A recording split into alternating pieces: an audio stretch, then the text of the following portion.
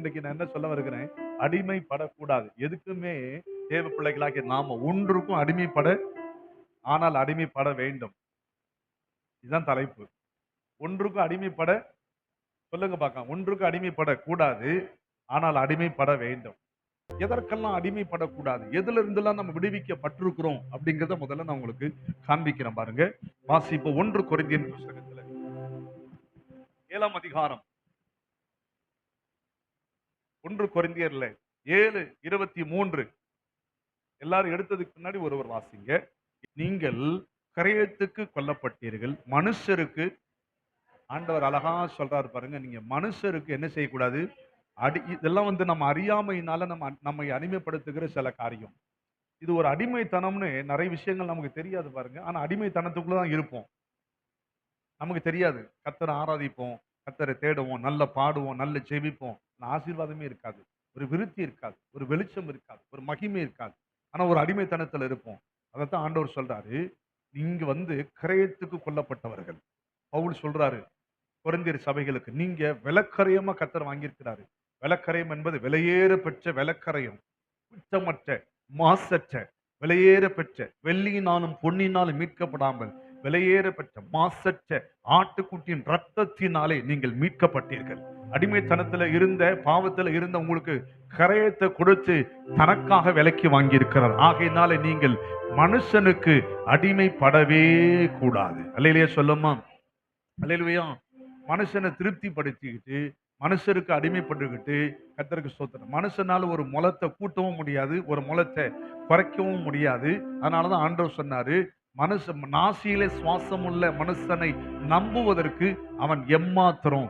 இன்னைக்கு ஒருவேளை உங்களுக்கு உற்சாகப்படுத்துகிற, உங்களுக்கு ஒரு தருகிற போல அந்த மனுஷன் இருந்தா நல்லது. ஆனா அந்த மனுஷன் மேல நீங்க என்ன செஞ்சிடாதீங்க. அதனாலதான் ஆண்டவர் சொன்ன, நாசியிலே சுவாசம் உள்ள மனுஷன் நம்புவதற்கு அவன் எம்மாத்திரம். ஆகையினால மனுஷனை பிரியப்படுத்தி, மனுஷனை சார்ந்து, மனுஷனை நம்பி நின்று தேவ காரியத்தை மீறிடக்கூடாது. ஆராதனையை நிறுத்திடக்கூடாது. ஜெபத்தை நிறுத்திடக்கூடாது. தேவனுக்கு அடுத்த காரியத்துல உறவுகளுக்கோ எந்த மனுஷனுக்கோ முக்கியத்துவம் கொடாதபடிக்கு, எனக்காக ஒரு தியாக பலியானவர், என் ஜெபத்தை கேட்கிறவர், என் கூக்குரலுக்கு செவி கொடுக்கிறவர், ஆமீன், என்னை விடுவிக்கிறவர், இதுவரை என்னை பாதுகாக்கிறவர், இனியும் என்னை பாதுகாக்கிறவர், என்னை ஆசீர்வதிக்கிறவர், கடைசி வரை என்னை மாத்திரமல்ல என் குடும்பத்தையும் நடத்த போதுமானவராக இருக்கிறேன். என் ஆண்டவருக்கு முதலிடத்தை நான் கொடுப்பேன். தாவீது சொன்னார் பாருங்க, கர்த்தர் என் வலது பரிசத்தில் இருக்கிறபடியினாலே நான் அசைக்கப்படுவதில்லை. உலகத்துல என்ன பெருங்காற்று, சுழல் காற்று, சுனாமி வந்தாலும் நானும் என் வீட்டாருமோ இஸ்ரவேலின் பாளையத்தின் மத்தியில் அற்புதமாக அடையாளங்களாக இருப்போம் என்று சொல்லப்பட்ட வார்த்தையின்படி இந்த தேசத்தில், இந்த பட்டணத்தில் என்னை அற்புதமாக அடையாளமாக வைக்கிறவர் என் ஆண்டவருக்கு தான் முக்கியத்துவத்தை கொடுப்பேன். கை வைத்து ஆமென் சொல்லுவோம். அல்லேலூயா. அதுல ரொம்ப கான்பிடண்டா நீங்க இருக்கணும். ரொம்ப கான்பிடண்டா நீங்க இருக்கணும். அதுல ரொம்ப உறுதியா இருக்கணும். ரொம்ப உறுதியோடு கூட இருக்கணும். நண்பர்கள் நமக்கு இருப்பாங்க, அதுல நான் மாற்று கருத்து சொல்லல. ஆனா அவங்க பேச்சதான் கேட்பேன், அவங்க சொல்றதுபடிதான் நான் நடப்பேன். அவரு இன்னைக்கு எங்க வீட்டுக்கு வாரன்ட்டாரு, அவர் இன்னைக்கு 10 மணிக்கு தான் வாரன் இருக்கிறது, 11 மணிக்கு தான் வாரன் இருக்கிறாரு, வெள்ளிக்கிழமை தான் வாரன்ட்டார் அப்படின்னா நீங்க அந்த இடத்துல நீங்க தேவ காரியத்தை மீறுறீங்கன்னு அர்த்தம். மீறுறீங்கன்னு அர்த்தம். அந்த இடத்துல தேவன் துக்கப்படுத்துறீங்கன்னு அர்த்தம். அதனால நான் சொல்றேன், தேவனுக்கு அடுத்த அந்த நாட்களில், தேவனுக்கு அடுத்த காரியத்துல நீங்க எந்த வகையிலையும் தேவனுக்குரியதை தேவனுக்கு கொடுக்க கர்த்தர் உங்களுக்கு உதவி செய்வார். அந்த நேரத்தை, அந்த முக்கியத்துவத்தை தேவனுக்கு கொடுங்க. அதனாலதான் சொல்றேன், மனுஷருக்கு அடிமைப்படுறது. என்ன? நீங்கள் கரையத்துக்கு கொல்லப்பட்ட ஜனங்கள். அடிமைத்தனத்தில் இருந்த உங்களை கர்த்தர் கரையத்துக்கு வாங்கப்பட்டவர்கள். ஆமா, சாபத்திலிருந்து, பாவத்திலிருந்து, அந்தகாரத்திலிருந்து, இருளின் பிடியிலிருந்து, சாத்தானுடைய கையிலிருந்து, போராட்டத்திலிருந்து, உபத்திரவத்திலிருந்து, பாடுகளிலிருந்து தனித்து விடப்பட்ட உங்களை தேடி வந்த தெய்வத்தை கைவிட்டாதீங்க. நீங்க அவர் கைவிடாதவரா இருக்கிறார், நீங்க கைவிட்டாதீங்க. மனுஷருக்கு ஒருபோதும் அடிமைப்படாதிருக்க கர்த்தர் உங்களுக்கு உதவி செய்வாராக. கை வைத்து ஆமீன் சொல்லும். அல்லேலூயா, ஆமீன், அல்லேலூயா. மனுஷனை என்ன செய்யக்கூடாது, நம்ம மனுஷனுக்கு அடிமைப்பற்றக்கூடாது. இதெல்லாம் நமக்கு தெரியாமலேயும் நடக்கும் பாருங்க, தெரியாமலேயும் நடக்கும். இந்த அடிமைத்தனம் எப்படி வருது? ஃப்ரெண்ட்ஸ் மூலமா வரும். அவர் எனக்காகவே பேசுவாரு, அவர் எனக்கு கூடவே தான் இருப்பாரு. அவர் எனக்காகவே நிக்கிறதுனால அவருக்காக நான் பல தியாகத்தை பண்ணுவேன். ஆராதனைக்கு போறத லேட்டா போவேன், ஜெபத்துக்கு லேட்டா போவேன். அப்ப அந்த இடத்துல தேவ காரியம் மீறப்படுதா? யாருக்காக? யாருக்காக? ஒரு மனுஷனுக்காக. இது வந்து பிசாசுனுடைய மிகப்பெரிய தந்திரம். அதனால தான் சொல்றேன். மனுஷருக்கு அடிமைப்படாதிருங்கள். அந்த மனுஷன் வந்து உங்கள சுகமாக்க முடியாது. அந்த மனுஷன் வந்து உங்களுடைய தேவையை சந்திக்க முடியாது. அந்த மனுஷனால ஒரு எல்லை இருக்குது. அந்த எல்லையை கடந்து வர முடியாது. ஆனா என் ஆண்டவர் எல்லைகளை கடந்து வந்து என்னை காப்பாற்றுகிறவர். 4 ஜாமத்துல நடந்து வந்தவர். இருளின் மத்தியில வருகிறவர் வெளிச்சமாக. ஆமீன் சொல்லுமா? வெறுமையான நேரத்துல என் குறையை அறிந்து என் குறைவை நிறைவாய் மாற்றுகிறவர். என்னை தேவையை சந்திக்கிறவர், என்னை ஆதரிக்கிறவர், என்னை காப்பாற்றுகிறவர், என்னை போஷிக்கிறவர், என்னை நடத்துகிறவர், என்னை உடுத்துவிக்கிறவர், எனக்கு போதுமானவராய் இருக்கிறவர், எனக்கும் என் பிள்ளைகளுக்கும் நல்லவராய் இருக்கிறவர், என் குடும்பத்துக்கு அவர்தான் தலைவர், என் குடும்பத்துக்கு அவர்தான் தேவன், என் குல தெய்வம், என் குலசாமி. அல்லேலூயா. நீங்க நினைக்கிற மாதிரி நம்ம ஆண்டவர் சாதாரணமானவர்ல, சர்வ வல்லமுள்ள நான் என்ன சொல்ல வருகிறேன் அப்படின்னா, மனுஷருக்கு என்ன செய்யக்கூடாதுன்னா அடிமைப்படவே கூடாது. கை வைத்து ஆமென் சொல்லிடுவோம். அல்லேலூயா சொல்லிடுவோம். அல்லேலூயா. 2வது காரியத்தை சொல்ல பாருங்க, வேகமா போறேன். கலாத்தியர் 4:3. பவுல் அழகா சொல்றாரு இந்த கலாத்திய சபைக்கு, அப்படியே நாமும் சிறு பிள்ளைகளா இருந்த காலத்தில் பாருங்க, உலகத்தின் வழிபாடுகளுக்கு அடிமைப்பட்டவர்களா இருந்தோம். கர்த்தருக்கு ஸ்தோத்திரம். நம்ம வந்து உலகத்தின் வழிபாடுகளுக்கு ஆமென் சொல்லுமா கடந்து பவுல் எதெல்லாம் சொல்றாரு பாருங்க. உலக வழிபாடுகளுக்கு உலக வழிபாடுகளுக்கு நம்ம என்ன செஞ்சிருந்தோம்? அடிமைப்பட்டவர்களா இருந்தோம். நாம் புத்திர சுவிகாரம் அடையும்படி நியாய பிரமாணத்திற்கு கீழ்ப்பட்டவர்களை மீட்டுக் கொள்ளத்தக்கதாக காலம் நிறைவேறின போது ஸ்திரீயின் இடத்தில் பிறந்தவரும் நியாய பிரமாணத்திற்கு கீழானவருமாகிய தம்முடைய குமாரனை அனுப்பினார். மேலும் நீங்கள் புத்திரரா இருக்கிறபடினாலே அப்பா பிதாவே என்று கூப்பிடத்தக்கதாக தேவன் தம்முடைய குமாரன் ஆவி உங்கள் இருதயங்களில் என்ன செய்தார்? அனுப்பினார். ஆகையினால் இனி நீங்கள் அடிமையா இராமல் புத்திரனா இருக்கிறாய். நீ புத்திரனே ஆனால் கிறிஸ்து மூலமாய் தேவனுடைய சுதந்திரவாளி, தேவனால் விடுவிக்கப்பட்டவன், தேவனால் விடுவிக்கப்பட்டவன், உலக வழிபாடுகளுக்கு விடுவிக்கப்பட்டவன், மனுஷருக்கு அடிமைப்படாதபடிக்கு விடுவிக்கப்பட்டவன், பாவத்துக்கு விடுவிக்கப்பட்டவன். நாம் விடுவிக்கப்பட்டவர்கள், தேவனுடைய சுதந்திரவாளி. கைகளை வைத்து ஆமென் சொல்லம்மா. அடுத்த வசனம் பாருங்கள். நீங்கள் 8வது வசனம் பாருங்க. நீங்கள் தேவனை அறியாமல் இருந்த போது பாவத்தின்படி தேவர்கள் அல்லாதவர்களுக்கு எதை சொல்றாரு? விக்கிரகங்களை சொல்றாரு. தேவர்கள் அல்லாதவர்களுக்கு நீங்க என்ன செஞ்சீங்க? மற்ற உலகத்துல தெய்வம்னு சொல்லுகிற மற்ற விக்கிரகங்களுக்கு நீங்க அடிமையா இருந்தீங்க. இப்பொழுதோ அப்படி சொல்ல, இப்பொழுதோ நீங்கள் தேவனை அறிந்திருக்க அல்லது தேவனால் அறியப்பட்டிருக்க பலனற்றதும் வெறுமையுமான வழிபாடுகளுக்கு நீங்கள் மறுபடியும் திரும்பி மறுபடியும் அவைகளுக்கு அடிமைப்படும்படி பொங்கல் வாழ்த்து. உங்களை போட சொன்னாங்களா? யாராவது போட சொன்னாங்களான்னு? நாம ஒரு ஆண்டவருடைய பிள்ளையா இருக்கிறோம் அப்படின்னா நீங்க தீபாவளி வாழ்த்த போடுங்க, பொங்கல் வாழ்த்த போடுங்க, ஆடி வாழ்த்த போடுங்க, அமாவாசை வாழ்த்த போடுங்க, சித்திரை 1ஆம் தேதி வாழ்த்த போடுங்க. எதையும் போடுங்க. அதுல பெருமை வேற சில பேருக்கு.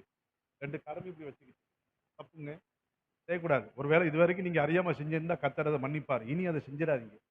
இந்த வழிபாடுகள் ரொம்ப நான் ஏதாவது போட்டிருக்கிறேன்னா, யாருக்கா நான் பொங்கல் வாழ்த்து பிரதர்னு போட்டேன்னா எனக்கு அறிவு இல்லை? எனக்கு அறிவு இருக்கு. தெரியாம நீங்க செஞ்சிருக்கலாம், தப்பு இல்லை. ஆனா இனி இந்த வேலையை செஞ்சிடாதீங்க. இது நமக்கு தேவையில்லாத வேலை. இது ஒரு சின்ன விஷயம்தான். தேவனை துக்கப்பட வச்சுவது மாத்திரமில்லை, உங்க வாழ்க்கையில வேற விதமான பிரச்சனையை உண்டாக்கிடும். தேவனுக்கு கொஞ்சம் கோவம் வந்து முகத்தை திருப்பிட்டா போதும். அதனாலதான் அவர் சொல்ல, இமை பொழுது கைவிட்டேன். ஆமா, மிகுந்த கிருபையினால அப்படி பிரச்சனை ஆயிரும். விளையாட்டு கிடையாது. தேவனோட போர் செய்யக்கூடாது. தேவன் நமக்கு போதித்து நடத்துகிறார். அதனாலதான் சொல்றாரு, நான் உனக்கு போதித்து என்ன செய்கிறேன்? உனக்கு நீ நடக்க வேண்டிய வழியை நான் உனக்கு போதிக்கிறேன்பா அப்படிங்கிறார். அப்போ உலக வழிபாடுகளுக்கு நமக்கு என்னது இல்லைன்னா, அதனாலதான் ஆண்டவர் சொன்னாரு, நான் உங்களுக்கு தேவனா இருக்கும்படி, நீங்க என்னுடைய ஜனங்களா இருக்கும்படி, நான் நல்ல கவனிங்க, மற்ற ஜனங்களை விட்டு உங்களை பிரித்து, நீங்க சேர்ந்தல இருக்கீங்க, பிரிந்தங்க வாழ்றீங்க.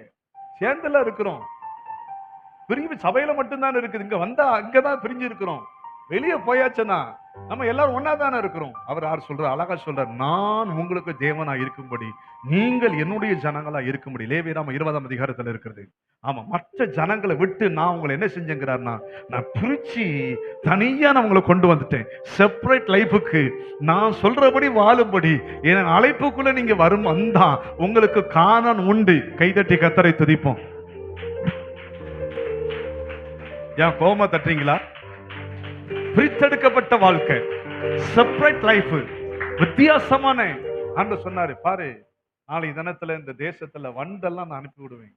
ஆனா ஒரு வித்தியாசம் என்ன தெரியுமா? என் ஜனங்கள் இருக்கிற நாடுல வண்டு வராது. என் ஜனங்களை நான் விசேஷப்படுத்தி வைப்பேன். உலகம் பூரா வரும், பஞ்சம் வரட்டும். ஆனா என் ஜனங்களுக்கு பஞ்சம் என்ன செய்யாது?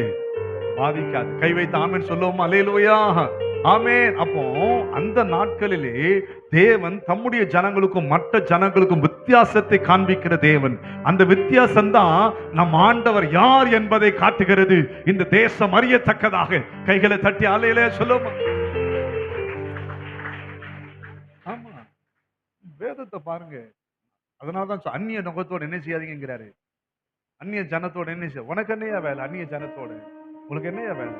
அந்நிய ஜனங்களோட போய் கூட்டு வச்சுக்கிட்டு உட்கார்ந்து உங்களுக்கு என்ன வேலைன்னு கேட்கிறேன். உங்களுக்கு என்ன வேலை? அவங்களோட பேசிட்டு இருக்கிறதுக்கு, அவங்களோட பழகிறதுக்கு. பேசுங்க, பழகுங்க, தப்பு இல்லை. ஐக்கியப்படக்கூடாது.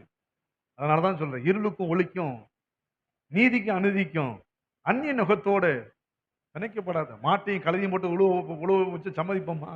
சம்மதிக்கப்படல இல்லையா? அதனால நம்ம என்ன செஞ்சோம்னா தூர விளைக்கிறணும். அதனாலதான் நிறைய விக்கிரகங்களுக்கு விட்டு விலகு, வேசி மார்க்கத்துக்கு விட்டு விலகு, அப்படி ஒழுங்கட்டு திரிகிற சகோதரனுக்கு விட்டு விலகு, பாவத்துக்கு விலகு. நிறைய நான் சொல் விலகு விலகு விலகு விலகு விலகு அப்படின்னு சொன்னா நிறைய சொல்லலாங்க. நிறைய ஆண்டவர் விலக சொல்லியிருக்கிறாரு. நம்ம விலகிற ஆண்டவர் இன்னும் கொஞ்சம் விளைக்கிறேன், கொஞ்சம் விளைக்கிறேன், விளைக்கிறேன் விளைக்கிறவங்க கூட அவனோட இயேசு விட்டு விலகி போயிடுறது. விலகுன்னு போயிடணுங்க. கர்த்தருக்கு ஸ்தோத்திரம், ஆமென் சொல்லுவோம். அல்லேலூயா. பாருங்க, அவர் அடுத்தால சொல்றாரு பாருங்க, நாட்களையும் 10வது வசனத்தை பாருங்க. கலாத்தியில நாட்களை பாக்குறீங்க, மாதங்களை பாக்குறீங்க, காலங்களை பாக்குறீங்க, வருஷங்களை பாக்குறீங்க. அவர் பவுலுக்கு அர்த்தம் வந்துருச்சு இந்த சபையாரை குறித்து. நான் பிரயாசப்பட்டது வீணாய் போயிட்டு என்று உங்களை குறித்து நான் என்ன செய்கிறேன்? ரொம்ப பயப்படுறேங்கிறாரு. பவுல் பயங்கர தைரியசாலி. அவர் பயப்படுறது என்ன தெரியுமா? உங்களுக்கு சொன்ன நான் உங்களுக்கு சத்தியத்தை சொன்னேன். ஆனா உங்க மனது இப்ப முன்ன மாதிரி இல்ல. கிறிஸ்துவே சார்ந்து நின்ன மன மாதிரி தெரியல. உலக வழிபாடுகளுக்கு போயிடலாமான்னு பாக்குறீங்க. உலக வழிபாடுகள் நீங்க கலந்துடுறீங்க. ஆகையினால உங்க குறித்து நான் என்ன செய்கிறேங்கிறான்னு நான் பயந்துகிட்டு இருக்கிறேன். உங்க ரட்சிப்பை நீங்க இழந்துருவீங்கன்னு பயப்படுறேன். உங்க மீட்பை இழந்துருவீங்கன்னு பயப்படுறேன். நீங்க கண்ட அந்த அற்புதத்தை நீங்க இழந்துருவீங்கன்னு பயப்படுறேன். நித்தியத்தை இழந்துருவீங்கன்னு பயப்படுறேன். உங்களுக்காக பிரயாசப்பட்டது வீணா போயிருமோன்னு நான் பயப்படுறேன் அப்படின்னு ரொம்ப கண்ணீரோட பாரத்தோட அந்த சபைக்கு எழுதுகிறார். ஆமீன் சொல்லுமா? அல்லேலூயா. கர்த்தருக்கு மகிமை உண்டாவதாக. கையில வைத்து கர்த்தரை துதிப்போம். ஆமென் அல்லேலூயா, ஆமென் அல்லேலூயா. ஸ்தோத்திரம். கர்த்தருக்கு மகிமை உண்டாகட்டும். அப்போ நாம இதெல்லாம் நம்ம வேலைக்கு என்ன செய்யணும்னா ஜீவிக்க கர்த்தர் நமக்கு உதவி செய்வாராக. அல்லேலூயா. அதான் ஆண்டவர் சொன்னீங்க. பயங்கரம் வாசித்து பாருங்கள். இந்த ஜனத்தை எனக்கு என்று ஏற்படுத்தினேன், இவர்கள் என் துதியை எங்க கூட சேர்ந்தாலும் துதி சொல்லுங்க பார்க்கலாம். தெரியாது. ஏன்னா அதான் ஆண்டவர் ஏற்படுத்தலை. என்ன ஆண்டவர் அவருக்காக ஏற்படுத்தி இருக்கிறார், என்ன அவருக்காக தெரிந்து கொண்டார், என்ன அழைச்சிருக்கிறார், என்ன அபிஷேகம் பண்ணி இருக்கிறாரு. நான் அவரை தெரிந்து கொண்டேன். அவரால் நான் தெரிந்தெடுக்கப்பட்டிருக்கிறேன், அவரால் பிரித்தெடுக்கப்பட்டிருக்கிறேன். எனக்கு ஒரு நல்ல வாழ்க்கையை தந்திருக்கிறார் என்று சொல்றவங்க கைகளை உயர்த்தி, அவர் என்னுடைய அக்கிரமத்தையும் பாவத்தையும் மன்னித்து என் வாயை நன்மையினாலே நிரப்பி கிருபையினாலும் நன்மையினாலும் எனக்கு முடிசூட்டி இருக்கிறார். என் ஆத்துமாவே நீ கர்த்தரை ஸ்தோத்திரி என்று சொல்லி கர்த்தரை மகிமைப்படுத்தும். கைகளை தட்டி அல்லேலூயா. ரொம்ப ஜாக்கிரதையா நம்ம இருக்கணும் பாருங்க. ரொம்ப அன்பா சொல்றேன், ஜாக்கிரதையா நம்ம இருக்கணும் பாருங்க. உங்களை கரப்படுத்திடாதீங்க, மோசம் போயிடாதீங்கிறாரு பவுல். மோசம் போயிடாதீங்க. ஆமா, மோசம் போயிடாதீங்க, மோசம் போயிடாதீங்க, வஞ்சிக்கப்பட்டு போயிடாதீங்க, ஏமாந்துடாதீங்க, பரலோகத்து ராஜ்யத்தை விட்டுறாதீங்க, ஏமாந்துடாதீங்க, மோசம் போயிடாதீங்க. நீங்க உங்களையே ஏமாத்திக்கிடாதீங்க. நம்மள கூட தான் கர்த்தர் இருக்கிறார் அப்படின்னு சொல்லிட்டு உட்கார்ந்துட்டு ஏமாந்துடாதீங்க. ஆமா, அப்படிதான் எந்திரிச்சான் ஒருத்தன். என்னோட கர்த்தர் இருக்கிறார் பாயின்னு எந்திரிச்சான் பாருங்க. அது டப்புன்னு பிடிச்சிக்கிட்டாங்க. யாரு? சிம்சோனை. அவனை விட்டு போனதே தெரியல. அவர் டீசென்ட்டா விலகி போயிடுவாரு. நானா இருந்திருந்த சண்டை போட்டு நீயா நானா, நான் உனக்கு என்னெல்லாம் செஞ்சேன் தெரியுமா, உனக்கு நன்றி இருக்கா, அது இருக்கா, இது இருக்கா, நான் உன் கூட வந்த அதை செய். அவர் நீ எனக்கு பிடிக்க செய்யலையா, டீசென்ட்டா போனதே தெரியாதான் பாருங்க. எவ்வளவு பெரிய கொடுமை பாருங்க. கர்த்தருக்கு ஸ்தோத்திரம் உண்டாகட்டும். ஆமென். கைகளை உயர்த்தி சொல்ல, ஆண்டவரே, உலக வழிபாடுகளுக்கு விலக்கி ஜீவிக்க எங்களுக்கு கிருபை தாங்கப்பா. கைகளை உயர்த்தி ஜெபம் பண்ணுங்க பார்க்கலாம். இயேசுவின் நாமத்திலே பரிசுத்த ஆவியானவரே, ஹalleluya ஹalleluya ஹalleluya. இயேசப்பா, ஒருவேளை நான் அறியாம செய்திருந்தா என் குற்றத்தை மன்னிச்சிருங்க, என் பாவத்தை மன்னிச்சிருங்க, என்னை புதுப்பிச்சிருங்க, என்னை பலப்படுத்திருங்க, எனக்கு ஒரு சகாயத்தை தந்துருங்க, எனக்கு ஒரு இரக்கத்தை தந்துருங்க. நான் வேறு பிரிக்கப்பட்டவன், நான் வேறு பிரிக்கப்பட்டவள், நான் உம்முடைய ஜனம் ஆண்டவரே, நீர் என்னுடைய தேவன் ஆண்டவரே. ஆமென். ஆகார் சொன்னா பாருங்க, நீர் என்னை காண்கிற தேவன், நீர் என்னை காண்கிற தேவன், அவர் நம்மை காண்கிற தேவன். எத்தனை பேர் அப்படி சொல்லுங்க, அவர் என்னை காண்கிற தேவன், மனுஷனுடைய வழிகளை உற்று நோக்கிற தேவன். மனுபுத்திரர் அவர் கண்களுக்கு முன்பதாக இருக்கிறார்கள், சகலமும் அவருக்கு முன்பதாக நிர்வாணமாக இருக்கிறது, அவருக்கு மறைவானது ஒன்றுமில்லை என்று சொல்லி விசுவாசிக்கிறவங்க ரெண்டு கைகளை தலைக்கு மேல தட்டி மூணாவது ஒரு காரியத்தை சொல்ற பாருங்க. மூணாவது ஒரு காரியத்தை சொல்ற பாருங்க. 22:7 நீதிமொழிகள்ல, ஐஸ்வர்யவான் தரித்திரனை ஆளுகிறான், கடன் வாங்கினவன் கடன் கொடுத்தவனுக்கு, இது மூணாவது ஒரு அடிமைத்தனம் பாருங்க. கடன் வாங்குறது ஒரு அடிமைத்தனம். அப்ப நீங்க வாங்கலையா அப்படின்னு நீங்க கேட்கக்கூடாது. இப்போ கேட்டீங்கன்னா அப்புறம் எனக்கு கோவம் வரும். கடன் கொடுத்தவன் அப்படிதானே போட்டிருக்கு.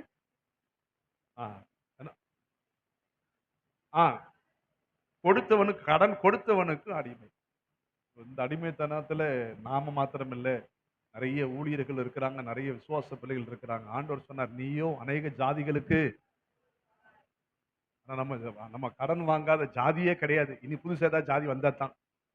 எல்லா கந்துக்காரண்டையும் வாங்கியாச்சு, எல்லா பைனான்ஸுக்காரண்டையும் வாங்கியாச்சு, எல்லா டூ வீலர்டையும் வாங்கியாச்சு, எல்லா ஃபோர் வீலர்டையும் வாங்கியாச்சு. இனி எவனாவது புதுசா பைனான்ஸ் எவனாவது வந்தா தான் உண்டு. அதை தவிர எல்லா 99 பேர்ட்ட வாங்கியாச்சு, 100வது ஆட தேடிட்டு இருக்கிறேன். அந்த மாதிரி போயிட்டு நம்ம வாழ்க்கை. ஆண்டவர் சொன்னாரு, இந்த 28ல போட்டுருக்கு பாருங்க, நீங்க வீட்டுல போய் வாசித்து பாருங்க, 1 முதல் 14 வரைக்கும். நான் உண்டு பண்ணின சகல ஜனங்களை பார்க்கிறோம் உங்களை மேன்மையாக ஆமா, இன்றைக்கு என்னுடைய கற்பனையை கை கொள்வாயானால், என் சத்தத்துக்கு கவனமாய் செவி கொடுப்பாயானால், நான் உண்டு பண்ணின சகல ஜனங்களை பார்க்கிறோம் உன்னை மேன்மையாக, நீ வரும்போது ஆசீர்வதிக்கப்பட்டிருப்பாய், போகும்போது ஆசீர்வதிக்கப்பட்டிருப்பாய், உன் கையின் பிரயாசங்கள் ஆசீர்வதிக்கப்பட்டிருக்கும், உன் வீட்டில் இருக்கிற மாப்பு செய்கிற தொட்டி ஆசீர்வதிக்கப்பட்டிருக்கும், உன் அப்பா ஆசீர்வதிக்கப்பட்டிருக்கும், தண்ணீர் ஆசீர்வதிக்கப்பட்டிருக்கும். கர்த்தர் தமது பொக்கிஷ சாலையாகிய வானத்தை திறந்து உன்னை ஆசீர்வதிப்பார். கர்த்தருடைய நாமம் உனக்கு தெரிவிக்கப்பட்டது என்று சொல்லி புறஜாதிகள் கண்டு பயப்படுவார்கள். நீ கர்த்தருடைய சுதந்திரமாக இருப்பாய், அப்படி இப்படின்னு சொல்வார். நீ அநேக ஜாதிகளுக்கு கடன் கொடுப்பாய், நீயோ கடன் வாங்காது இருப்பாய், உன்னை நான் வாளாக்காமல் தலையாக்குவேன், நீ கீழாகாமல் மேலாவா என்று கர்த்தர் சொல்லி இருக்கிறார். ஆனா நம்ம நாளுக்கு நாளாக தலையாவதில்லை, வாளாகி கொண்டிருக்கிறோம். இந்த வருஷத்துல ஒரு தீர்மானம் எடுத்துருங்க. இந்த வருஷத்துல என் கடனை எல்லாம் நான் தான் வாங்கினேன், நீங்க அரைச்சிருங்கப்பா. இந்த பழைய ஏற்பாடுல செஞ்சாங்க பாருங்க, நான் பாவம் செய்துட்டேன், தூக்கி ஆட்டு மேல போட்டுருது, நமக்குன்னு ஒரு பலி இருக்குது, அவர் மேல தூக்கி போட்டு போட்டுருவோம். ஆண்டவரே, நான் தான் வாங்கினேன், வாங்கின கடன் தப்பு தான், என்ன மன்னிச்சிருங்க, நீங்க அடைக்க வழி செஞ்சப்பான்னு சொல்லுங்க. அடைக்கிறதுக்கு வழியை தரப்பார். கை வைத்து ஆமேன் சொல்லுங்க. அல்லேலூயா, ஆமென், அல்லேலூயா. ஒரே ஒரு ரகசியம் என்ன தெரியுமா? இது ஒரு அடிமைத்தனங்க. கடன் அடைக்க ஒரே ஒரு ரகசியத்தை சொல்லட்டுமா? நான் ரொம்ப வருஷமா கழிச்சு கண்டுபிடிச்சேன். ஆண்டவர் இந்த எலியாவை எங்க அனுப்புறாரு? எலியாவை போஷிக்க எங்க அனுப்புனாரு? கேரி தாற்றங்கரைக்கு அனுப்பல. கேரி தாற்றங்கரைக்கு அனுப்பல. முதல்ல எங்க அனுப்புனாருன்னா கேரி தாற்றங்கரைக்கு அனுப்புனார். அங்க ஆத்துல தண்ணி வத்திருச்சு, காகம் போஷிக்க கட்டளையிடுவன்னாரு. முடிஞ்சதுக்கு முன்னாடி சாரி பத்தி கிட்ட நான் ரொம்ப யோசிச்சேன். ஆண்டவர்கிட்ட நான் இப்படி பைபிளை வாசிச்சுட்டு யோசிக்கும் போது எனக்கு இப்படி தோணுச்சு. என்ன தோணுச்சுன்னா, ஏன் ஆண்டவரை, நீங்க எலியா பெரிய தேவ மனுஷன், பெரிய தீர்க்கதரிசி, மரணத்தை காணாத ஒரு தீர்க்கதரிசி. வேதத்துல 2 பேர் மரணத்தை காணல. யாரெல்லாம் சொல்லுங்க பார்க்கலாம்? ஏனோக்கா தானா? ஆமா, ஏனோ கரெக்ட். இன்னொன்னு யாரு? எலியா. 2 பேரும் பூமியில வந்து மரிக்கல அவங்க 2 பேருமே. அவங்க திரும்ப வருவாங்கன்னு போட்டிருக்குது. வெளிப்படுத்தின விசேஷத்துல அப்படி சொல்றாங்க. திரும்ப வருவாங்க அவங்க 2 பேரும் அப்படின்னு சொல்லப்பட்டிருக்குது. வந்து மரிப்பாங்க அந்த பிரமாணத்தின்படி. அப்ப நான் கேட்டேன் ஆண்டவர்ட்ட, "ஏன் ஆண்டவரே எலியாவ நீங்க பெரிய ஒரு ராஜா வீட்டுக்கு அனுப்பியிருக்கலாம். வேற ஒரு தேசத்துக்கு அனுப்பியிருக்கலாம். ஒரு பணக்காரன் வீட்டுக்கு அனுப்பியிருக்கலாம். ஒரு ஐஸ்வர்யன் வீட்டுக்கு அனுப்பியிருக்கலாம். அவளே கொஞ்சம் அவன்னு பஞ்சபாட்டு பாடுற. கொஞ் ஏம்மா கொஞ்சம் ஏதாவது இருக்குதா? ஒரு அடைய எடுத்துட்டு வா. கொஞ்சம் தானே இருக்குது. கொஞ்சம் எண்ணெய், கொஞ்சம் மாவு." அப்ப என்னன்னா, நான் நினைக்கிறேன். அந்த ஏழை வீட்டுக்கு அனுப்புனதுக்கான காரணம் என்னன்னா, நான் நினைச்சேன். அவளுக்கு கொடுக்கிறதுக்கு மனசு இருக்கான்னு பார்க்கிறாரு. மாவு இருக்கு, இல்லங்கிறது தேவனுக்கு தெரியுமா தெரியாதா? இவ சொல்லி தான் தெரியணுமா? கொஞ்சம் மாவு இருக்குன்னு இவ சொல்லி தான் ஆண்டவருக்கு ஸ்டேட்மெண்ட் இவ சொல்லணுமா? ஆண்டவரே மாவு இவ்வளவு இருக்குன்னு சொல்லணுமா? எண்ணெய் இவ்வளவு இருக்குன்னு அளந்து காட்டணுமா? அவருக்கு எல்லாம் தெரியும் பாருங்க. ஆனா ஏன் அனுப்புறாரு அப்படின்னா, இல்ல குறைவா தான் இருக்குது, பற்றாக்குறையில தான் இருக்கிறான். ஆனாலும் என் ஊழியக்காரனுக்கு கொடுக்கிறானா, அந்த கொடுக்கிற மனசு இருக்குதான்னு அனுப்புறாரு. அவ வந்து இல்ல, ஆனா கொஞ்சம் உமக்குன்னு தர்றேன், மனசு இருக்குது. மனம் இருந்தபடினாலே தேவனுடைய நிறைவு, தேவனுடைய ஆசீர்வாதம் 3 வருஷம் 6 மாசம் பஞ்சம் தீருகிற வரைக்கும் கர்த்தர் எண்ணெயில களையத்துல என்ன குறையில பானையில மாவு கையை தட்டி நான் கண்டுபிடிச்சேன். பணம் என்பது மனம் சம்பந்தப்பட்டது. இருக்கு இல்ல கொஞ்சம் இருக்கு குறையா இருக்குது அதெல்லாம் தெரியாதுங்க. மனசு இருந்தா பணம் கொடுப்பான். ஆமீன் சொல்லுமா?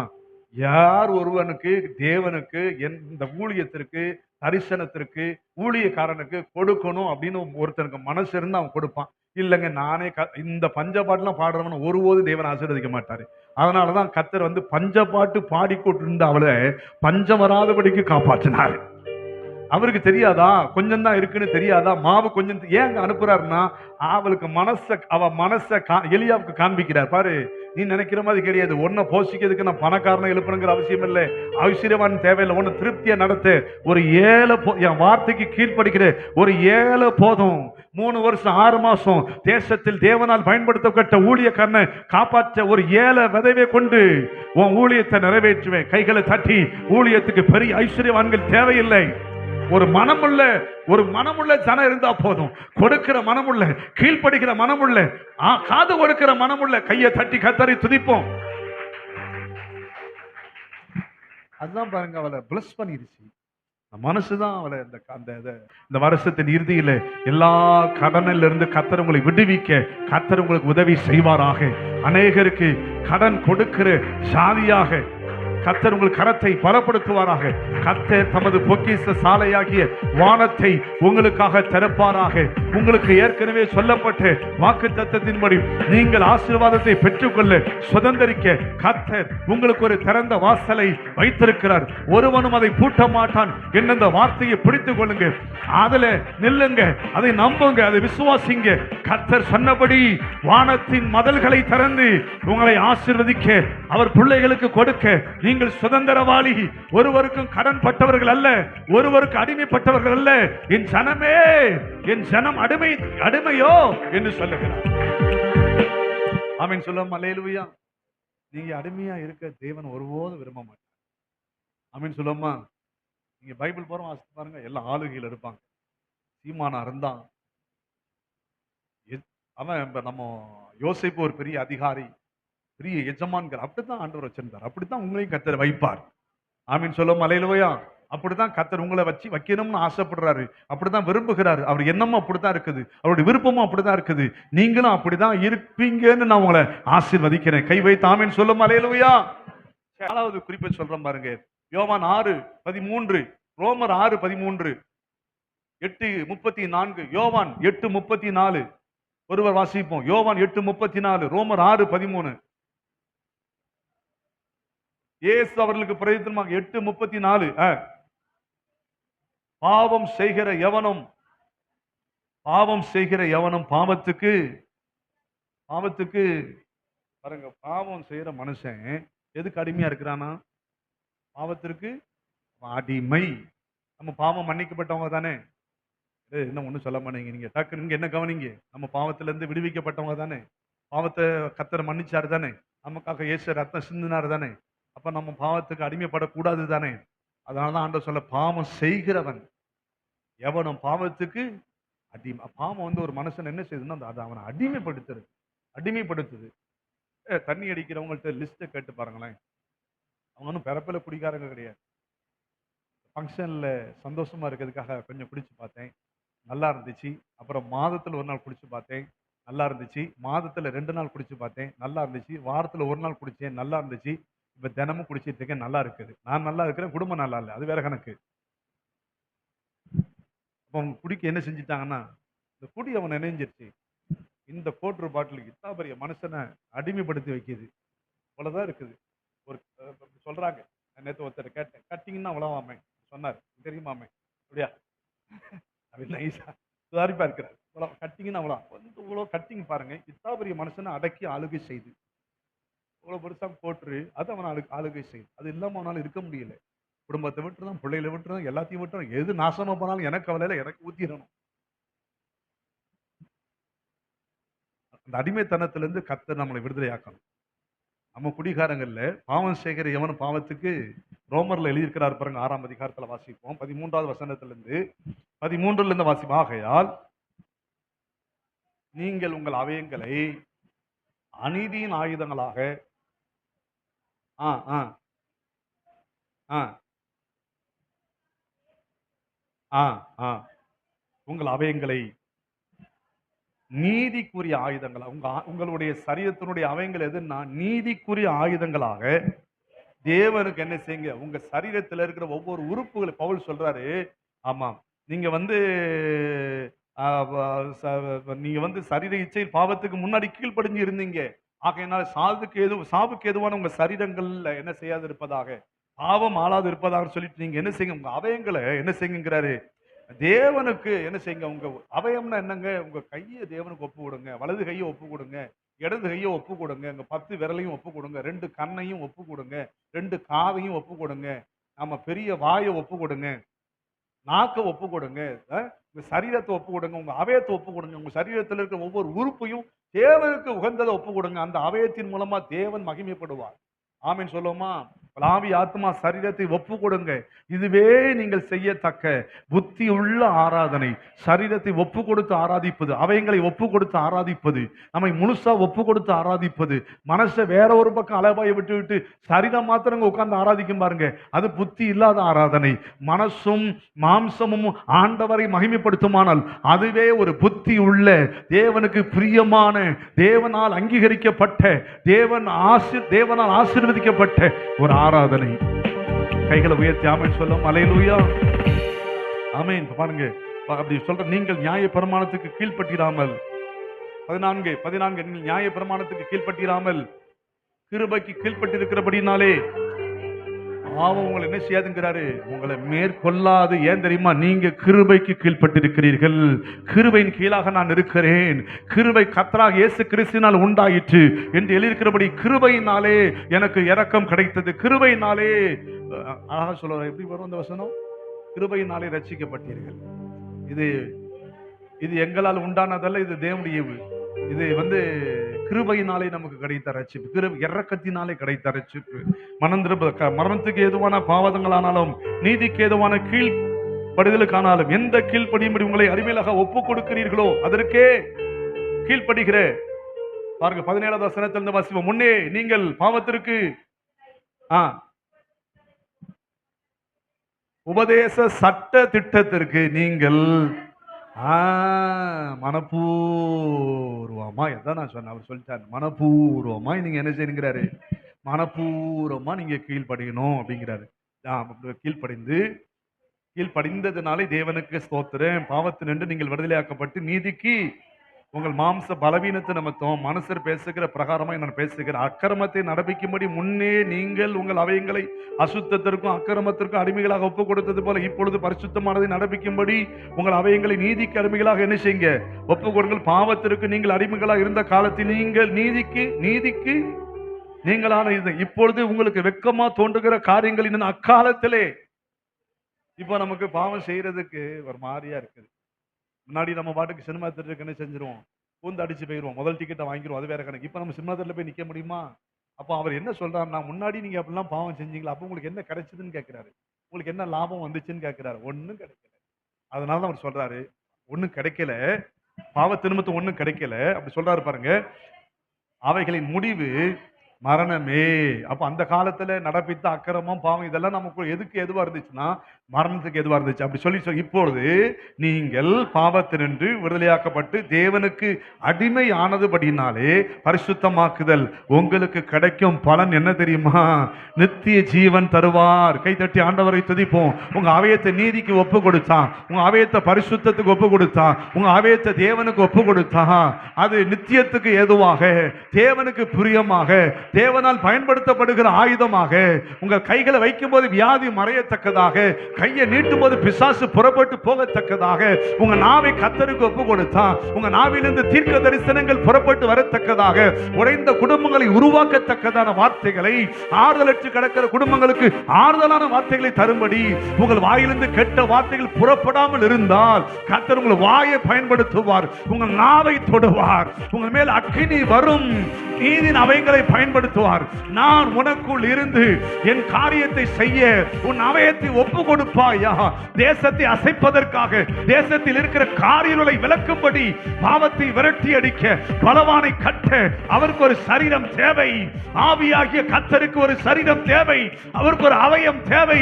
ஆகையினாலே நம்முடைய சரீரத்தை, தேவனுடைய ஆலயம் என்று சொல்லப்பட்ட நம்முடைய சரீரத்தை தேவனுக்கு ஒப்பு கொடுப்போம். கர்த்தர் நமக்குள் வாசம் பண்ணி இந்த தேசத்தை மீட்பாராக, பட்டணத்தை மீட்பாராக, அழிந்து போகிற ஜனங்களை மீட்பாராக, பரிசுத்த பட்டணமாய் மாற்றப்பட உங்கள் அவயங்களை நீதின் அவயங்களாக ஒப்பு கொடுக்க எத்தனை பேர் ஆயத்தம்? நான் ஆயத்தமா இருக்கிறேன், என்னை நான் ஒப்பு கொடுக்கிறேன், அசுத்தத்துக்கு விலக்கி என்னை காத்துக் கொள்ளுகிறேன், தேவனுக்கு பிரியமில்லாத காரியத்திற்கு என்னை விலக்கி காத்துக் கொள்ளுகிறேன், எனக்கு பரிசுத்தத்தை தாரும் என்று சொல்லி தலைக்கு மேல கை தட்டி ஆண்டவருக்கு நமக்கு கிருபை தரட்டும். நான் தேவனால் பயன்படுத்தப்பட என் சரீரத்தை, என் அவயங்களை தேவனுக்காய் ஒப்பு கொடுக்க என்னை ஒப்பு கொடுக்கிறேன். ஆமென், ஆமென், அல்லேலூயா சொல்லுமா, ஆமென், அல்லேலூயா. பரிசுத்தமாய் தேவனுக்கு வாழ்ந்தவனுடைய மரணத்தை கூட தேவன்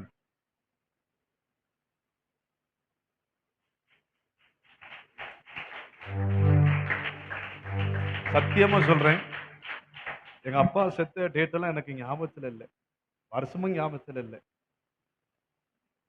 எனக்கு தெரியாது, உண்மையிலேயே எனக்கு தெரியாது. அம்மாவுக்கு தெரியுமா என்னமோ தெரியல. தெரியுமாம்மா உங்களுக்கு? தெரியாமா? பரவாயில்ல. ஆனா ஆண்டவர் பாருங்க, ஒரு மனுஷனுடைய மரணத்தை அவன் எத்தனை வயதுல மறிக்கிறான், எப்போ மறித்தான், எங்க மறித்தாங்கிறத மோசே என்கிற தேவனுடைய மனுஷன் கர்த்தருடைய வார்த்தையின்படியே மறித்தானா. அப்போ அவன் மரணம் கூட கர்த்தர் எழுதி, என் மகன் இந்த தேதியில மறிக்கிறான், ஏன்னா அது அவருடைய பார்வையில மறித்ததுக்கு என்பதாக என் கூட வந்துதானே தங்க போறான், அதனால அதை ஞாபகமா, அது அவனுடைய, நமக்கு டெத் டே, ஆனா அவருக்கு பர்த் டே, நமக்கு டெத் டே, நமக்கு அவருக்கு பர்த் டே. இதை முடிச்சிட்டு என்கிட்ட வந்துட்டான், அதான் எனக்கு பர்த் டே, அதான் எழுதி வைக்கிறாரு. கை தட்டி அல்லேலூயா. அவர் சர்வஞானி. கைகளை தட்டி ஆமென். நம்ம ஆண்டவர் ஒன்றும் ஞானம் இல்லாதவர் கிடையாது, சர்வத்தையும் உண்டாக்கின சர்வஞானி என்று எழுதியிருக்கிறது. ஆமென் சொல்லுமா. ஆச்சரியம் பாருங்க, குறிப்பிட்ட பேருடைய மரணத்தை தான் ஆண்டவர் எழுதி வர்றாரு. ஆபிரகாமுடைய மரணம் எழுதப்பட்டிருக்குது, ஈசாக்குடைய மரணம் எழுதப்பட்டிருக்குது, யாக்கோபுடைய மரணம் 154, 57, 54 தெரியல, எழுதப்பட்டிருக்குது. யோசேப்பு மரணம் எழுதப்பட்டிருக்குது, யோசுவா வயசு எழுதப்பட்டிருக்கிறது, மோசே மரணம் எழுதப்பட்டிருக்கிறது, எலியா சுழல் காய்ச்சல் போனது எழுதப்பட்டிருக்கு, எலிசாவுடைய மரணம் எழுதப்பட்டிருக்கிறது, அப்போஸ்தலர்கள் மரணம் எழுதப்பட்டிருக்குது, ஸ்தேவானுடைய மரணம் எழுதப்பட்டிருக்குது. அப்ப நான் என்ன சொல்ல வருகிறேன்னா, தேவனுக்காக நிற்கிற எல்லாருடைய முடிவையும் தேவன் தன் கையில் வைத்து எழுதி வைத்திருக்கிறார். எழுதப்பட்டவர்கள் நாமெல்லாம் தேவனால் எழுதப்பட்டவர்கள். கைகளை தட்டி உங்க சரீரத்தை, உங்க அவயத்தை நீதியின் அவயங்களாக ஒப்பு கொடுங்க. எனக்கு தெரிந்திருக்கிறபடி நம்ம சபையில நிறைய தீர்க்கதரிசிகள் எழும்பி இருக்கிறோம். ஏன்னா நான் அந்த பெருமைக்கு சொல்லல, நீங்க அப்படி நினைச்சிடாதீங்க. எனக்கு என்ன வழி நடத்தணும் ஒரு ப்ராப்பர்ட் மேன், ஒரு ப்ராப்பர்ட் மேன். எனக்கும் அந்த அந்த அந்த ப்ராப்பர்ட் வேலை செய்யுங்கிறது நிறைய ஒரு சில பேருக்கு தெரியும். நவீனுக்கு தெரியும். என் கூட வந்திருக்கிறாரு. ஊழியங்கள்ல வெளியில வந்திருக்கும்போது அவங்களுக்கு தெரியும். நிறைய பேர் உங்களுக்கு நான் நிறைய சொல்லியிருக்கிறேன். உங்களுக்கும் தெரியும். அந்த அனாயிண்டிங்ல தான் நான் உங்களுக்கு பிரசங்கம் பண்றேன். அப்ப நீங்களும் அப்படி ஆயிருக்கணும் பாருங்க. ஏன் தெரியுமா? அப்படின்னா ஏன் உங்களுக்கு தீர்க்க தரிசனம் வரலாம்னு நான் இப்படி நினைக்கிறேன். ஒருவேளை நீங்க கெட்ட வார்த்தை சரிங்களோன்னு எனக்கு ஒரு சந்தேகமா இருக்கு. கெட்ட வார்த்தை ஒன்று உங்க வாயிலிருந்து என்ன செய்யக்கூடாது? வரக்கூடாது. நம்ம அதை பேசிக்கிட்டு எப்படி எப்படி வரும்? அதுல இருந்து எப்படி வரும்? ஒரு ஊற்றிலிருந்து நல்ல தண்ணியும் கசப்பும் தித்திப்பு எப்படி வரும்? ஒரு ஊற்றிலிருந்து ஒண்ணு தானே புறப்பட்டு வரும். நான் உண்மை சொல்றேன். தீர்க்க தரிசன அபிஷேகம் உங்க மேல வந்திருக்கணும். நீங்க வந்திருக்கு. நீங்க சொல்லதுக்கு அது தடையா இருக்குது. வாய் சரியில்லை. சுத்தம் இல்ல, வார்த்தையில சுத்தம் இல்லை. கோணல் மாணவா பேசுறது, ஏற்குமாறு பேசுறது, தப்பு தப்பா பேசுறது, அசிங்கமா பேசுறது, கெட்ட வார்த்தைகளை பேசுறது, அவிசுவாசமா பேசுறது, நம்பிக்கையற்ற வார்த்தைகளை பேசுகிறது. கேட்கிறவர்கள் பக்தி விருத்தி அடையும்படி பேசத்தக்கதான நாவை கத்த தருவானாக. இலைப்படைந்தவனுக்கு சமயத்துக்கேற்ற வார்த்தை சொல்லத்தக்கதாக எனக்கு கல்விமானி நாவை கைகளை தட்டி அல்லேலூயா. இப்ப நான் 4 காரியத்தை சொல்லிட்டேன். 1 மனுஷருக்கு அடிமைப்படாதீங்க. அடுத்தது சொன்னேன். 2வது உலக வழிபாடுகளுக்கு. 3வது சொன்னேன் கடன் வாங்கி அதுக்கு அடிமைப்படாதீங்க. 4வது சொன்னேன் பாவத்துக்கு என்ன செய்யாதீங்க, அடிமைப்படாதீங்க. இப்ப நான் சொல்றேன் அடிமைப்படுங்கள். 4க்கு நீங்க என்ன செய்யக்கூடாது, அடிமைப்படக்கூடாது. இப்ப நான் சொல்றேன் நீங்கள் அடிமைப்படுங்கள். எதுக்கெல்லாம் அடிமைப்படணும்? 2 காரியத்தை சொல்லிட்டு நான் ஜெபிக்க போறேன். 1 கொரிந்தியர் 9ஆம் அதிகாரத்துக்கு நேரா திருப்பிக் கொள்வோம். 9ஆம் அதிகாரத்துக்கு நேரா திருப்பிக் கொள்வோம். வாசிப்போமா? 1 கொரிந்தியர் புஸ்தகம் 9:19. 1 கொரிந்தியர் 9:19. 1 கொரிந்தியரின் புஸ்தகம் பாருங்க. பவுல் அழகா எழுதுகிறார், நான் ஒருவனுக்கும் அடிமைப்படாதவனா இருந்தும். பாருங்க, நீங்க நல்ல கவனிக்கணும். பாருங்க, இந்த வேத வசனத்தை நல்ல கவனிங்க. நான் ஒருவனுக்கும் அடிமைப்படாதவனா இருந்தும் நான் அதிக ஜனங்களை ஆதாயப்படுத்தி கொள்ளும்படிக்கு என்னை தானே எல்லாருக்கும். நீங்க அந்த வார்த்தையில ஒரு விஷயத்தை கவனிக்கணும் பாருங்க. வேதத்துல ஒரே ஒரு எழுத்து கூட மாறினா தப்பா போயிடும் அந்த அர்த்தம். அடிமை ஆணைன்னு போடல. அடிமை ஆணைன் அப்படின்னா மாட்டிக்கிட்டேன்னு அர்த்தம். நான் கீழே வசனம் சொல்லு பாருங்க. நான் எல்லாருக்கும் அடிமை ஆக்கினேன். அப்போ நான் என்ன அடிமை ஆக்கிட்டேன்.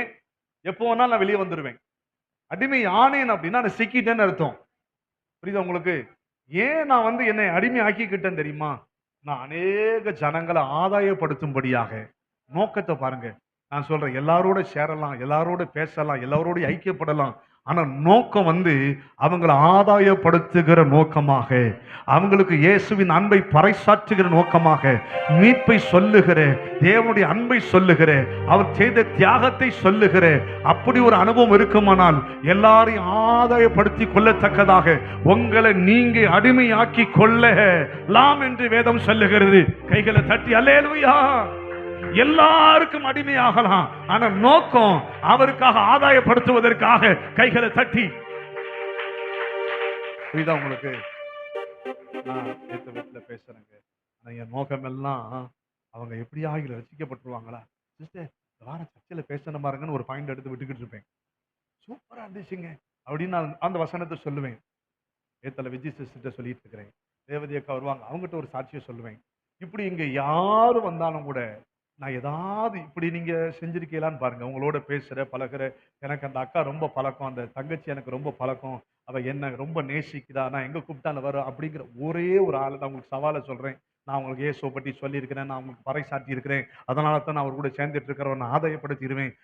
எனக்கு உலக பிரகாரமா நான் லாபத்தை எதிர்பார்க்கல, உன்னதத்திற்கு லாபத்தை உண்டாக்கும்படியாக நான் இயேசுவை பற்றி சொல்லியிருக்கிறேன். அவங்க ஒரு மாதிரியா தான் இருக்கிறாங்க. இப்ப ரட்சிக்கப்பட்டுருவாங்க போல தெரியுது. விக்கிரகத்தை ஆராதிச்சு அடிமைப்பட்டு கிடக்குறாங்க, அறியாமையில் இருக்கிறாங்க. ஆனா அவங்க ரட்சிக்கப்பட்டுருவாங்க. இயேசுவை சொல்லியிருக்கிறேன், அவரை பறைசாட்டி கொண்டு இருக்கிறேன், என் வாழ்க்கையில நடந்த அற்புதத்தை சொல்லிட்டு இருக்கிறேன், அதனால தான் நான் அவளோடு சேர்றேன் அப்படின்னு நீங்க சொல்லிட்டீங்க அப்படின்னா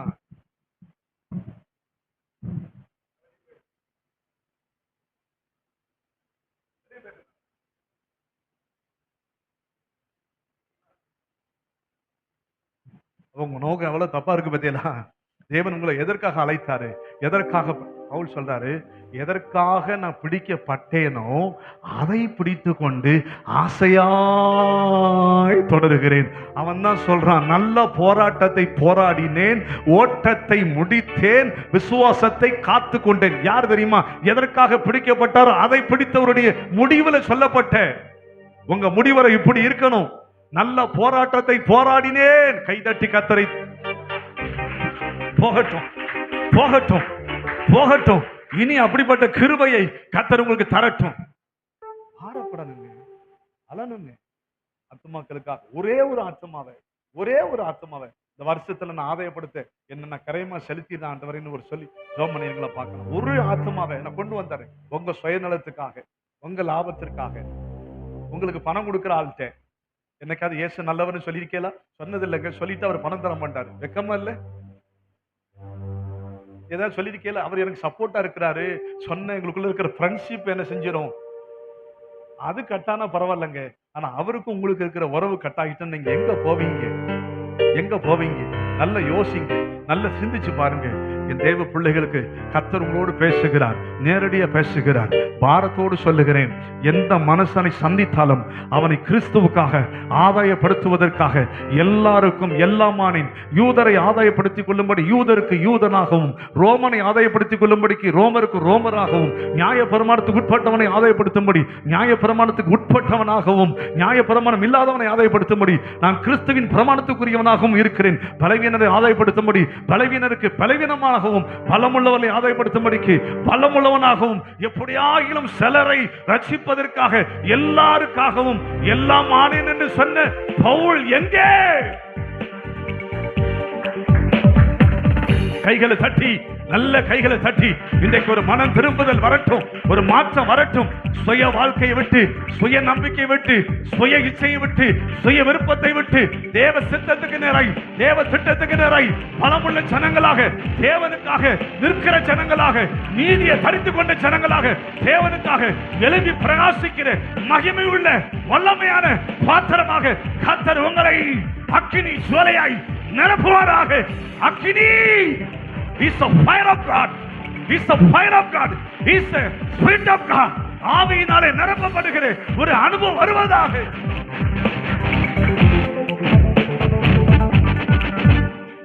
பாருங்க, கட்டி தூக்க 5 நிமிஷம் ஆகாது ஆண்டவருக்கு. மனுஷன் சொன்னார் பாருங்க, ஒரு நாள் வந்து, கொஞ்சம் ஆண்டவரே ஏசு அப்படி கொஞ்சம் வாய்ப்பு, ஒரு 60 வயசு தான், ஒரு 55 வயசு தான், 60 வயசு தான் இருப்பான். 1000 வருஷம் அவருக்கு ஒரு நாள் மாதிரியா. எம்மாத்திரம் நீங்க அவருக்கு முன்னாடி கையில ஜீவனுள்ள தேவனுடைய கரத்துல விழுகிறது மகா பயங்கரமா இருக்கும். குன்றுவர் ஆண்டவர் விளையாச்சில்ல. அப்படிப்பட்ட நிலைமைக்கு நம்ம யாரும் போகக்கூடாது. கைகளை உயர்த்த ஆண்டவரை துதி. மலையிலுவையா நான் இன்னைக்கு உங்க பார்வை எப்படி இருக்குன்னு தெரியுமா? யாரை பார்த்தாலும் இதை இயேசுக்காக ஆதாயப்படுத்த.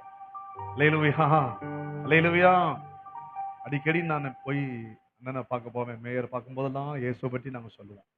பெருமைக்கு சொல்லலை, ஏதாவது ஒன்று சொன்னேன், இப்படி பண்ணோம் அப்படி பண்ணோம் அவங்களுடைய உங்களுக்கு அண்ணன் அவங்களுக்கு சோம் பண்ணுங்க. எனக்கு கெச்சால் விஷயமா ஒரு விஷயமா அண்ணன் பேசிக்கிறேன் ஒரு காரியமா.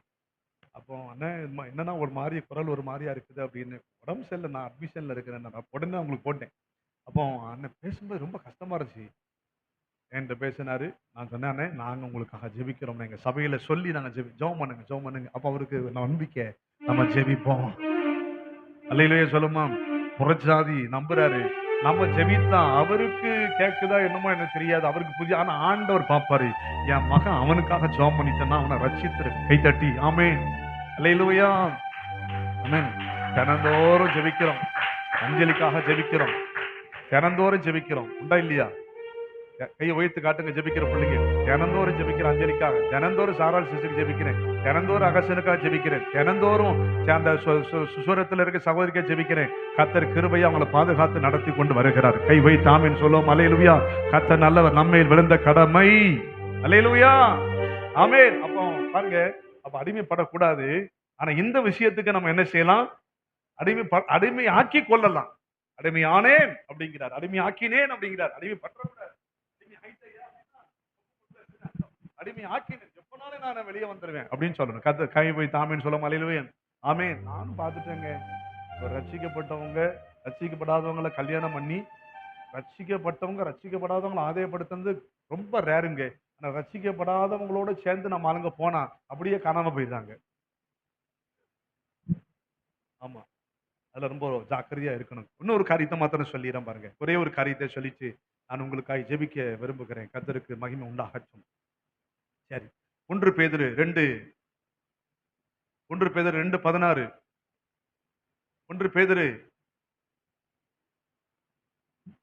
பேதுரு 2:16. சீக்கிரம் வாசிங்க, முடிச்சிரும்.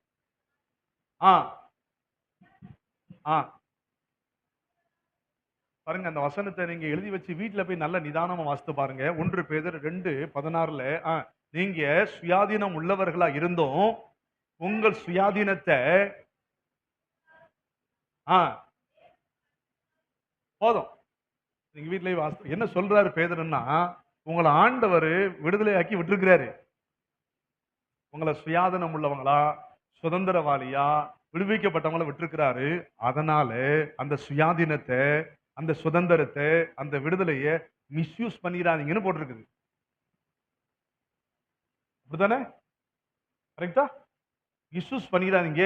துர்க்கணத்துக்கு ஏதுவா, பாவத்துக்கு ஏதுவா, தேவனுக்கு பிரியமில்லாத காரியத்துக்கு நேரா அவர் உங்களை சரி இருக்கட்டும் அப்படின்னு விட்டுருக்கிறாரு. அதை நீங்க நாட் மிஸ்யூஸ், நீங்க மிஸ்யூஸ் பண்ணிடக்கூடாது. உங்களை சுதந்திரமா விட்டுருக்கிறாரு. செல்போனை கையில கொடுத்துட்டாரு. அதை தட்டி பறிக்க ரொம்ப நேரம் ஆகாது. போற போக்கில் கூட எவனாவது ஒரு பாக்கெட்டை பிச்சு பிடிங்கி போது கத்தர் வரால் எழுப்பிடுவாரு. விடிய நீ பார்த்துட்டு இருக்கே, அந்த ஒருத்தன் வரான் பாரு, ஒரு திருட்டாவி அனுப்பிடுவாரு. அது பிடிங்கிட்டு போயிரு. நீங்க செல் வாங்கவே முடியாத அளவுக்கு கத்தரால கொண்டு போக முடியுமா? முடியாதா? முடியும். ஆனாலும் கத்தர் பாருங்க, ஆண்டவருக்கு ஸ்தோத்திரம். அதுல அப்படி நீங்க என்ன அப்படி சொல்லி சொல்றாரு, நீங்க அதனால என்ன செஞ்சிருங்கப்பா, உங்களை சுயாதீனமும் விட்டுருக்கிறாருப்பா, விடுதலையா விட்டுருக்கிறாருப்பா. ஆகையினால நீங்க துர்க்குணத்துக்கு எதுவும் உங்க சுயாதீனத்தை என்ன செஞ்சிடாங்க, பயன்படுத்திடாம நீங்க தேவனுக்கு என்ன செய்யுங்க கெஞ்சிறாரு பேதுரு. அந்த இடத்துல கை வைத்து ஆமென் சொல்லும். அல்லேலூயா. நேற்று யோசிச்சுட்டு இருக்கும்போது அப்படி யோசித்தேன். இப்ப நான் பாருங்க, இப்போ உங்ககிட்ட ஒரு கேள்வி வைப்பேன், நீங்க அதுக்கு நிறைய பேர் பதில் சொல்லாம திணறுவீங்க. ஆண்டவர் முதல்ல அந்த லூக்கா எழுதின சுவிசேஷத்துல மரியாள்கிட்ட வந்து பேசுறாரு. அம்மா, நீ கன்னியா இருக்கிற, நீ கர்ப்பவதி ஆயிருவே, உன் வயிற்றுல இருந்து கிறிஸ்து வெளிப்படுவாரு, உன்னதமானவர் மேல வருவாரு, அவருடைய நிழலாட்ட வரும், நீ கர்ப்பம் தரிப்ப, கிறிஸ்து வெளிப்பட்டு இப்படி கதை சொல்லிட்டு வந்த உடனே மரியாள் சொல்றா, ஆண்டவருக்கு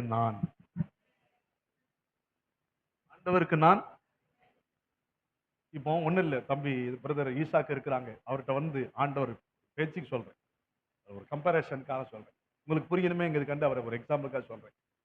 அவர்கிட்ட வந்து, தம்பி உன்னை நான் திருப்பூர் பட்டணத்துக்காக நான் உன்னை பயன்படுத்த போறேன், பட்டணத்துல பெரிய எழுப்புதல் வரப்போகுதுன்னு அவர்கிட்ட ஆண்டவர் பேசுறாருன்னா நான் ஆசீர்வதிக்க போறேன், உன்னை எழுப்புதலுக்கு பயன்படுத்தி, இப்படிலாம் நம்ம கை தூக்கிடுவோம். எப்பா உன் புள்ள வந்து கல்யாணம் ஆகாத அந்த கற்பம் ஆயிடுவான்னா ஆண்டவர் இந்த வேலையில நம்மகிட்ட வச்சுக்கிடாதீங்க. யோசித்து பாருங்க, கல்யாணம் ஆகலையா ஆனா கற்பம் ஆகலாம். நீ கன்னியா இருக்கிற, கல்யாணம் நடக்காது, ஆனா என்ன ஆவ, எவ்வளவு பெரிய என்னெல்லாம் பேசுவோம்.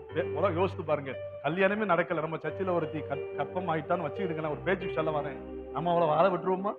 புளிய நாமளே தோண்டி, நாமளே புதைச்சி, நாமளே மூடி, ரோஜா செடியை மேல வச்சு தண்ணி ஊத்திடுவோம். எங்க அவ ட்ரெஸ், அவ தலைமுடி, அவ பல்லு காட்டி, அவ பார்வை, அவ நடக்க, அவ குடும்பம், அவங்க பாட்டி அங்க போயிருமா நம்மாலு, அவங்க பாட்டி, அவங்க அப்பா, அவங்க அம்மா, அவங்க தாத்தாவாக்கும் அவங்க குடும்பம், அந்த ஊரு, அந்த எல்லாத்தையும் பேசிடுவோம் நம்ம. ஆனா அவ வந்து இப்படி சொல்றா, இது பெரிய டெடிகேட் அப்படின்னு. என்ன அர்த்தம் தெரியுமா? என்ன உண்டாக்கின தேவன் வந்து என்னை எப்படி வேணாலும் பயன்படுத்தட்டும். ஏமா அவனை கொஞ்சம் விட்டுருமா, இதான் முக்கியமான பாயிண்ட். என்ன உண்டாக்கின தேவன், என் அவயத்தை உண்டாக்கினவர், கர்ப்பவதியில இருக்கும்போது என் எலும்புகள் உருவாகிறத பார்த்தவர், என் கற்பத்தை அவர் கண்கள் கண்டது, தாயின் கற்பத்திலிருந்து எடுத்தவர் அவர் தான். ஆகையினால அவர் எனக்கு என்ன கொடுத்தாலும் அதுக்கு நான் பிளெக்சிபிளா ஒப்பு கொடுக்கிறேன். லாபமானாலும் நஷ்டமானாலும் நன்மையானாலும் தீமையானாலும் கெட்டதானாலும் அவசல்லா இருக்கட்டும் நல்லதா இருக்கட்டும், பாராட்டுக்கு மாத்திரம் தேவனுக்கு தேவையில்லை, அவமானப்படுவதற்கும் நான் அடிமையா என்ன ஒப்பு கொடுக்கிறேன். கையை தட்டி அல்லேலூயா, நல்ல தலைக்கு மேல கை தட்டி தெரியுமா இயேசு உங்களுக்கு யாருன்னு தெரியுதா? தெரியுதா இயேசு யாருன்னு உங்களுக்கு தெரியுதா? பாராட்டுவதற்காக மாத்திரம் கையை உயர்த்திட்டு வருவதில்லை. அவர் நாமத்திற்காக அவமானப்படுவதற்கும், அவர் நாமத்திற்காக பாடுபடுவதற்கும், அவர் நாமத்திற்காக மரிப்பதற்கு நான் ஆயத்தமா இருக்கிறேன் என்று பவுல் சொன்னார் பாருங்க. கைகளை தட்டி அல்லேலூயா. நான் யோசித்து பார்த்தேன், நான் நல்ல வேலை ஆண்டவர் நம்மகிட்ட வந்து பேசல. உடனே அவ சரின்ட்டாங்க. உடனே அதான் எனக்கு ஆச்சரியம் இல்லை. உடனே இதோ நான் ஆண்டவருக்கு யோசித்து பாருங்க, அவளை எவ்வளவு கேவலம் பாருங்க. ஒரு புருஷம் இல்லாதவ, கல்யாணம் ஆகாத ஒரு பொம்பளை, நீ கற்பவதி அவன் வந்து தேவன் வந்து தம்முடைய தூதன் அனுப்பி சொல்றாரு. உடனே அதை கேட்டுக்கிட்டு இது கேவலம், இது அவமானம், என்ன ஆண்டவர் நான் தான் கிடைச்சனா பூமியில உமக்கு வேற ஆள் கிடைக்கலையா அப்படின்னு நானாம் தான் பேசியிருப்பேன். ஆண்டவரே வேற யாரும் இல்லையா? நான் ஏற்கனவே அவமானத்துல உட்கார்ந்துட்டு இருக்கிறேன், ஏற்கனவே கேவலப்பட்டு கிடைச்சிட்டு இருக்கிறேன், ஏற்கனவே செங்க சுமந்துட்டு இருக்கிறேன், நீர் வேற என் மேல சுமத்துறமா எல்லாம் சொல்லல. இந்த அவமானம், இந்த இந்த எப்போதுமே தேவனிடத்திலிருந்து வருகிற நல்லதை ஏற்றுக்கொள்ளுகிற நாமும் இந்த மாதிரி சில விஷயம் அவமானம் வந்துட்டுன்னா ஏசுநாதர் இல்லைங்க என் வாழ்க்கையிலன்னு சொல்லிடாதீங்க. ஏன்னா நமக்கு முன்னோடியா கர்த்தர் மரியாதை வைத்திருக்கிறாரு. அதனாலதான் ஆண்டவருக்கு ஸ்தோத்திரம் உண்டாகட்டும். ஆண்டவருக்கு தாயாக மரியாளுக்கு நிறைய இடங்களை தேவாலயங்கள் எழுப்பப்பட்டிருக்கிறது. கைகளை தட்டி அவளுக்கு ஒரு பங்கை ஆண்டவரே கொடுத்திருக்கிறாரு. கைகளை தட்டி எனக்காக அவமானப்பட்ட அவளுக்காக நான் அவளுக்கு ஒரு பங்கை கொடுக்கிறேன். கைதட்டி ஆமென். யோசேப்புக்கு ஒரு பங்கு,